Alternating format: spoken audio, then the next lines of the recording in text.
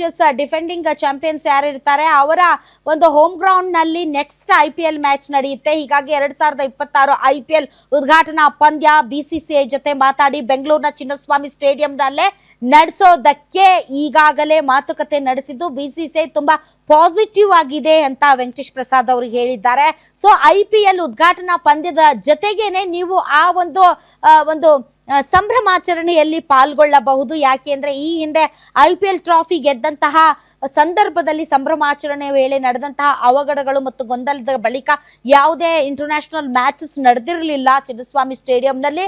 ಇನ್ನು ಮುಂದೆ ಎಲ್ಲಾ ರೀತಿಯಾದಂತಹ ಇಂಟರ್ನ್ಯಾಷನಲ್ ಮ್ಯಾಚಸ್ ಮತ್ತು IPL ಮ್ಯಾಚಸ್ ನಡೆಯುತ್ತೆ.